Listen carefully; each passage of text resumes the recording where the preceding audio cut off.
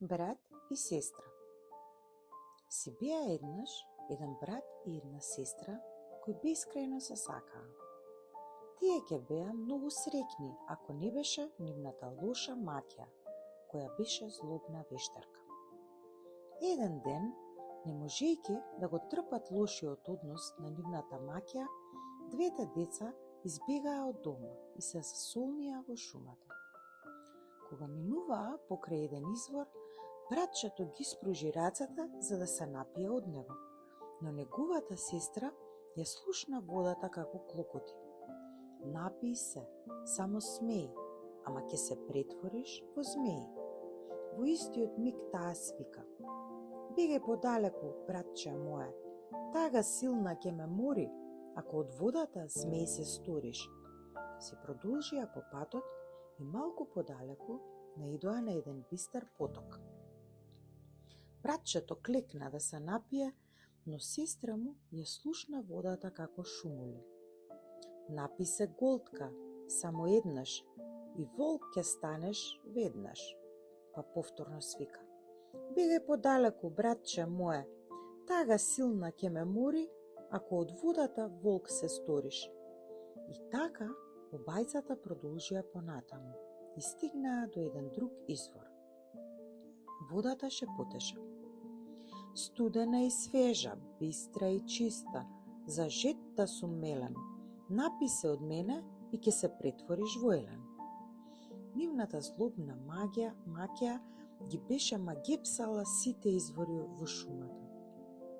Пред да може сестрата да го предупреди своето братче, тоа дотрча до водата, се напи неколку големи голтки и се претвори во малечок елен.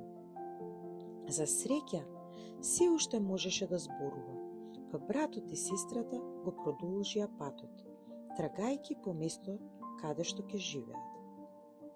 По некое време најдоа една напуштена колиба и решија да живеат во неа.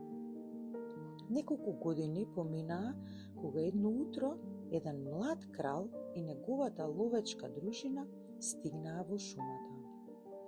Кога ги слушна звукот на ловечките рогови и лаежот на ловечките кучиња, еленот многу се возбуди, па ја замоли сестра си: те молам, пушти ме надвор.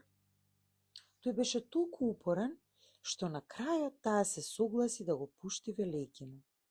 На зајдисонце врати се дома, тропни на вратата и кажи: сестро, пушти ме внатре, на тој знак ќе ти отворам вратата. Така се договорија, но не забележаа дека еден од ловците виде и слушна се, па утрча да му каже на својот крал. Следниот ден, додека братот весело си подскокнуваше во шумата, забавувајќи се дури бегаше на ловците, кралот дојде пред колибата. Кога виде дека сонцето заоѓа, затропа на вратата и рече: сестро, пушти ме внатре. Таа ја отвори вратата и какво изненадување!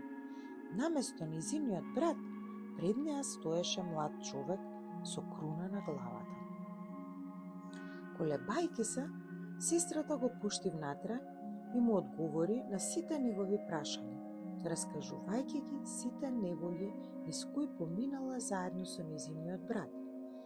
Додека разговараа, меѓу нив почнаа да тлеат нежни чувства, па младиот крал реши да ги покани братот и сестрата да живеат во неговата палата.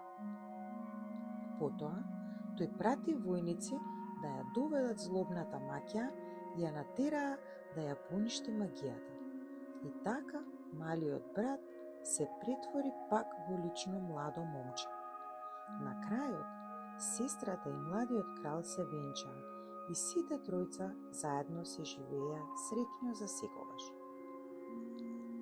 За повеќе интересни приказни, бајки и сказни, како и за поддршка и подобрување на каналот, ве молам стиснете subscribe.